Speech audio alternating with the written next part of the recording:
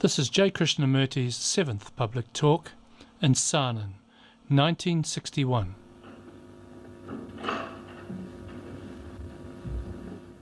So there are two states.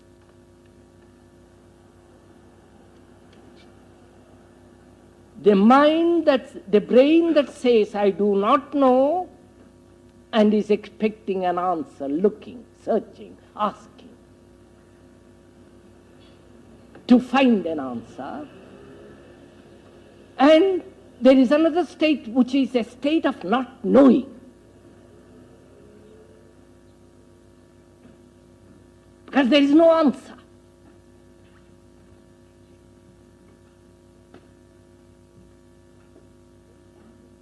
Now, if one can keep that clear, then we can proceed.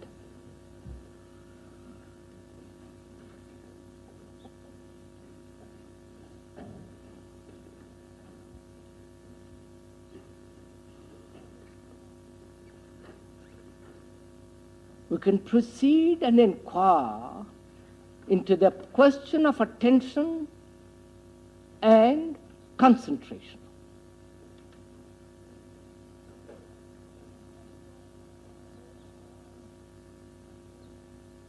Everyone knows what concentration is.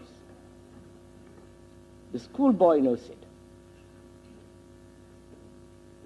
When he wants to look out of the window, and the teacher says, look at the book. And the boy forces his mind to look at the book when he really wants to look out of the window. There is conflict.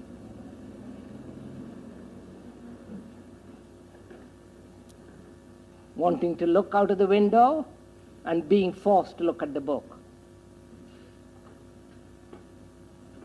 Forcing the mind, the brain to concentrate, with that where most of us are familiar.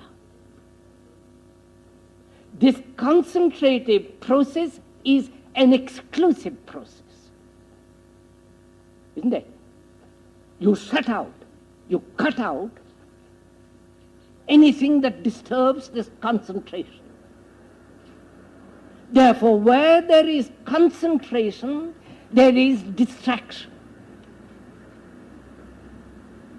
Therefore,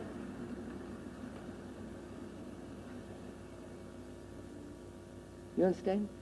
We say there is distraction. The mind is distracted because we have been trained to concentrate, which is a process of exclusion, cutting out.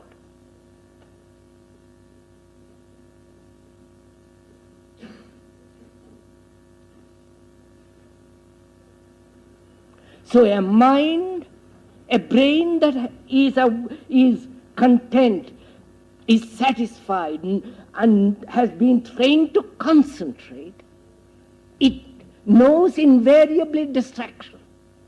And therefore there's a conflict. Now, there is attention. Attention is not distraction. Attention is not the process of concentration.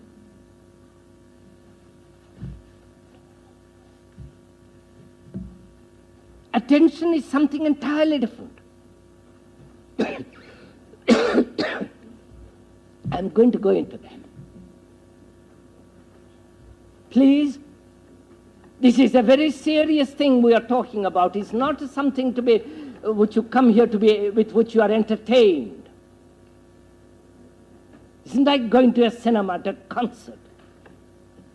This requires tremendous work on your part.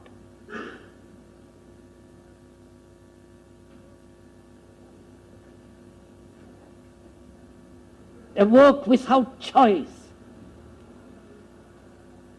A going within without any sense of wanting or not wanting. It is a very serious thing that we are talking about. If you cannot follow seriously, just listen quietly, hear the words and forget it.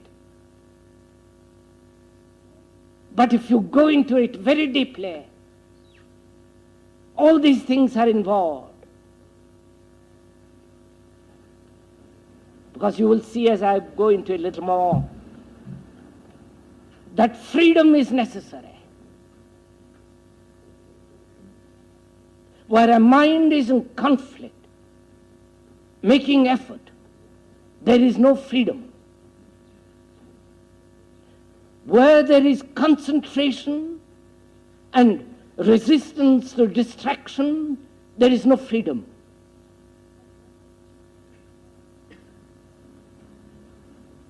But perhaps if we understand what is attention, then we are beginning to understand also that all conflict has ceased.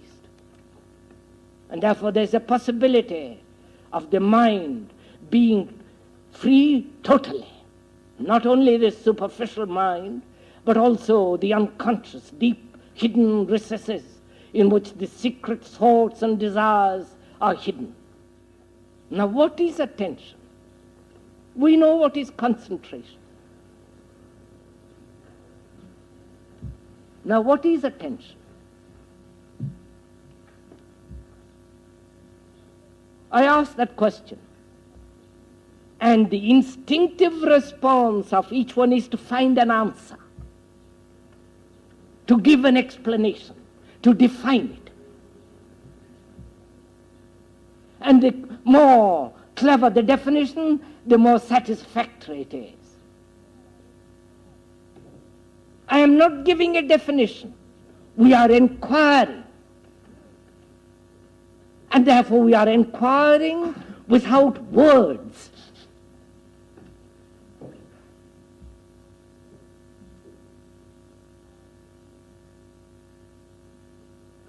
Which is quite an arduous thing. Which is inquiring negatively, not positively. I have explained what is positive thinking and what is negative thinking. The two are not opposed. The one has nothing to do with the other. If you are inquiring with positive thinking, you will not find the beauty of attention. But if you have comprehended what is negative thinking, which is not thinking in terms of reaction,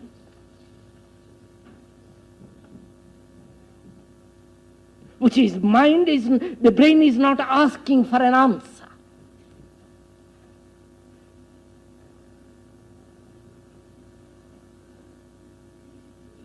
Then you will find out what attention is.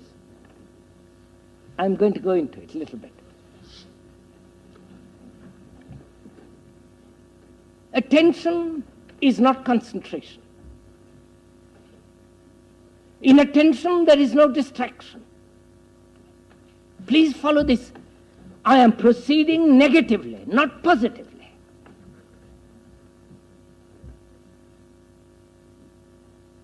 As I said, in attention there is no distraction. In attention there is no conflict, no concentration, not seeking an end. Therefore, the brain is attentive, which means the brain has no frontiers. The brain is quiet. Now, attention is a state of mind when all knowledge has ceased, but only inquiry exists.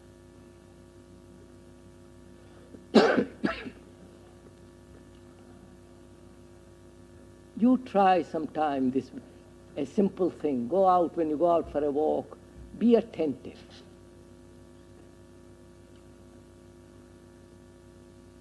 Then you will see that you hear, see much more than the brain that is concentrated. Because attention is a state of not knowing, therefore inquiring.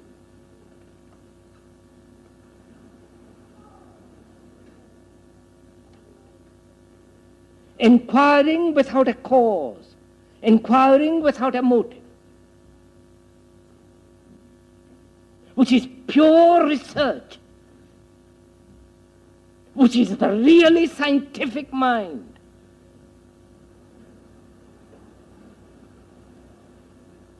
It may have knowledge, but that knowledge doesn't interfere with inquiry.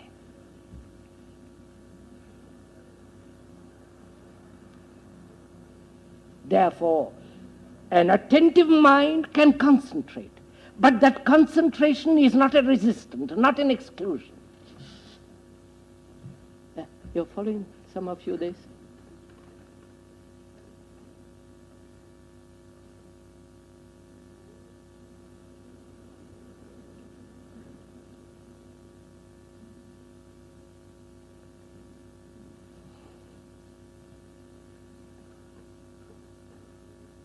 So, from that, when there is this attention,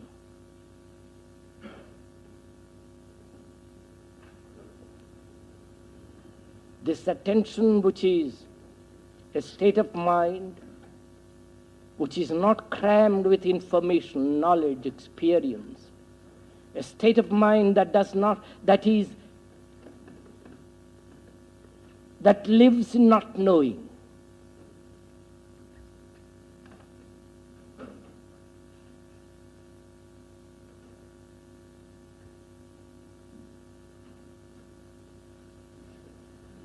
Which means that the brain and the mind have completely discarded every influence, edict, sanction, has understood authority, has dissolved ambition, envy, greed,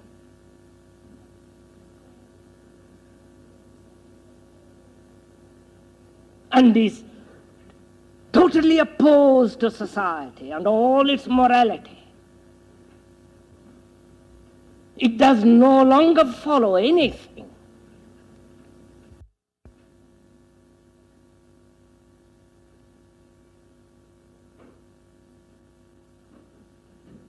Such a mind then can proceed to inquire.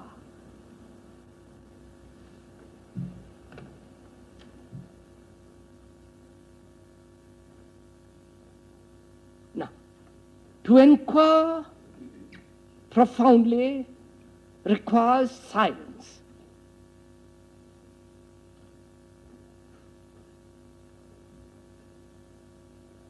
If I want to look at those mountains and listen to the stream as it rushes by, if I want to see, if I want to listen, not only the brain must be quiet, but also the entire mind with all its unconscious and conscious. It must be entirely quiet to look. Shall I?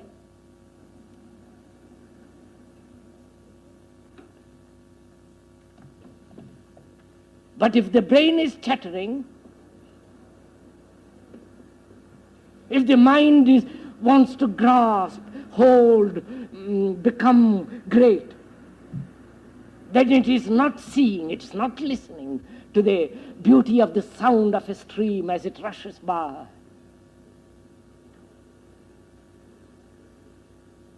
So, inquiry implies freedom and silence.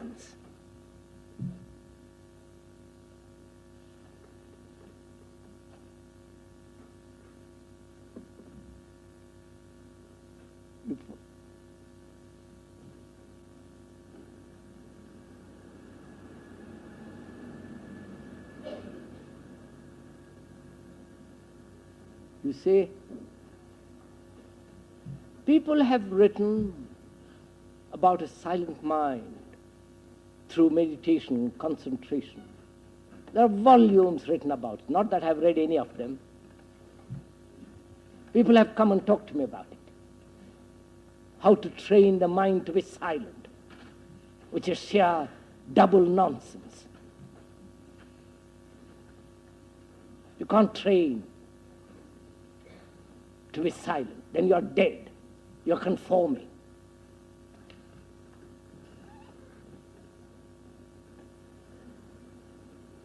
Then you are in a state of decay. Like everything that conforms through fear, through greed, through envy, through ambition, is a dead, dull, stupid mind. And this dull, stupid mind can become very quiet, but it'll never inquire, never discover, to it nothing can come new. It remains still a petty, small mind, which is very quiet.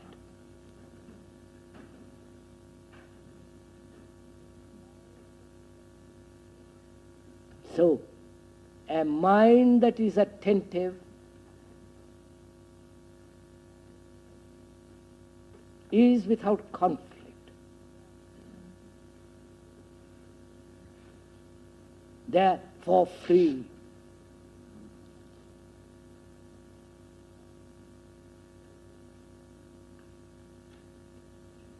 And so a mind, such a mind is quiet, silent.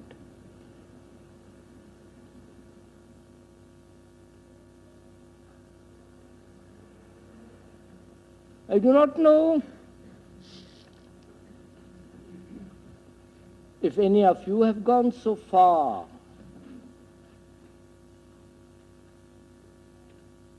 If you have, and what we have been talking about is meditation.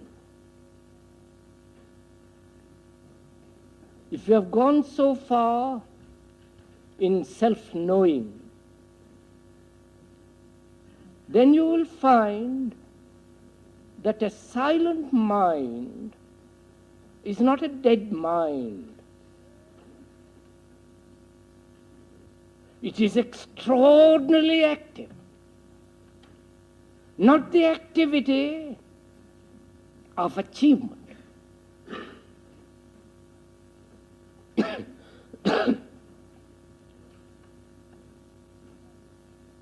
Not the activity which is adding and subtracting, going, coming, becoming.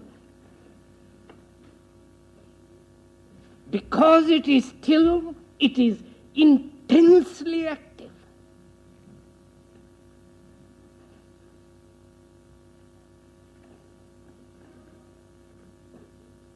Because in that activity, that activity has come into being without any seeking,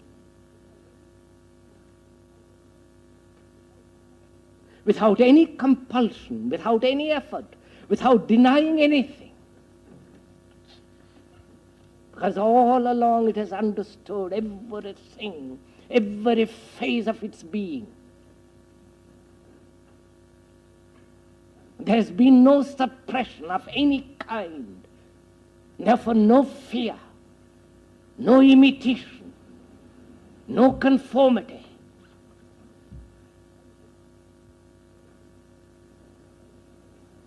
And if the mind has not done all these things, there can be no silent mind.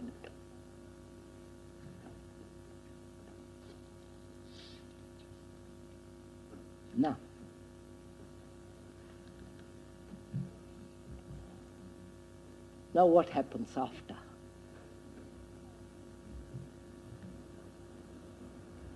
So far, one has used words to communicate.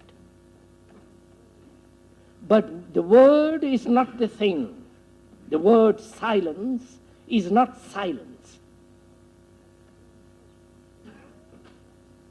So please proceed, understand this. So the word is not the thing.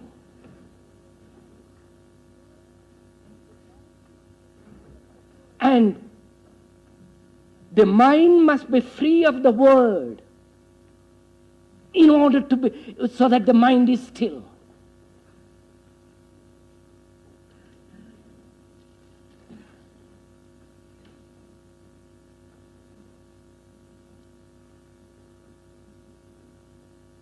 Now, when the mind is actually still,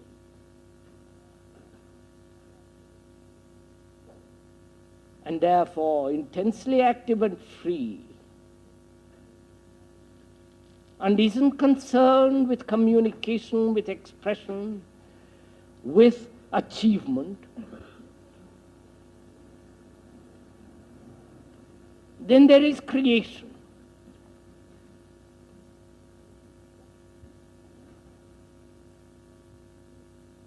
That creation is not vision.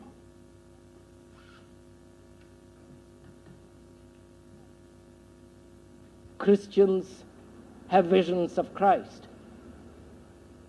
The Hindus have visions of their own little gods or big gods. Those visions are the outcome of their conditioned life. All the Christian saints have always everlastingly had visions of Jesus and Virgin Mary. So do the Hindus. They are reacting to their conditioning. They are projecting their visions. And what they see is from their born, from their background. And what they see is not fact, but their wishes, their desires, their longings, their hopes.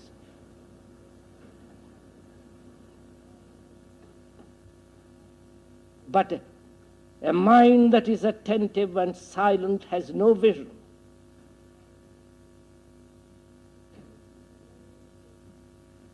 As it has freed itself from all the conditioning influences, from all churches, dogmas, religions, ideas.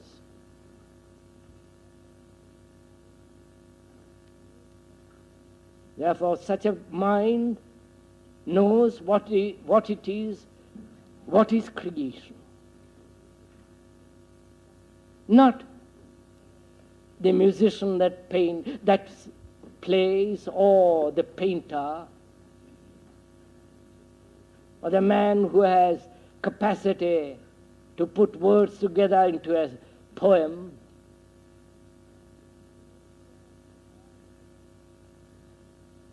But creation is entirely different.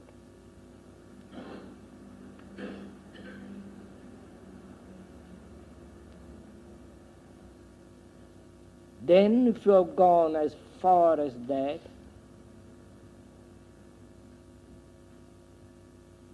then you will see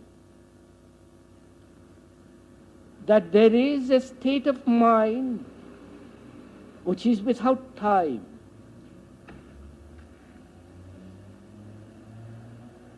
Without space. And therefore, seeing or receiving something which is not measurable,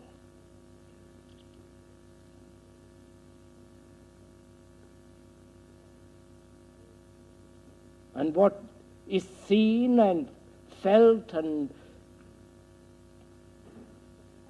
experiencing is of the moment and not to be stored away.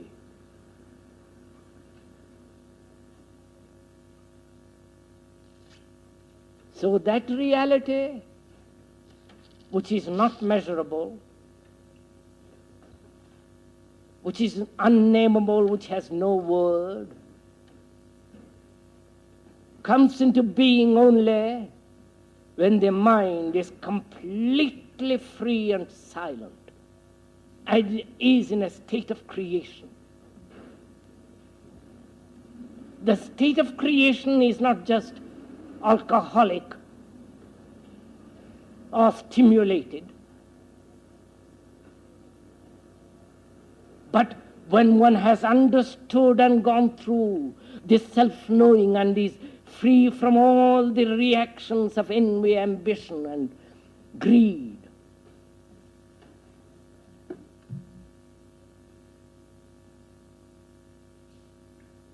Then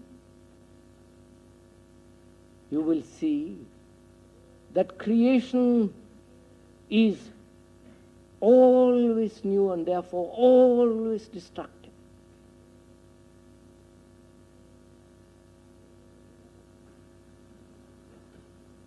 And creation can never be within the framework of society,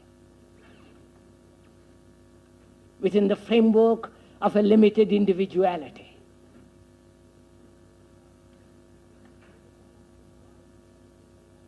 Therefore, the limited individuality seeking reality has no meaning.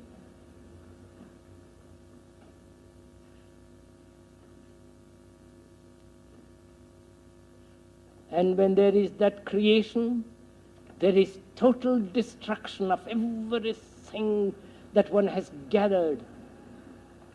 And therefore there is always the new. And the new is always the true, which is measureless.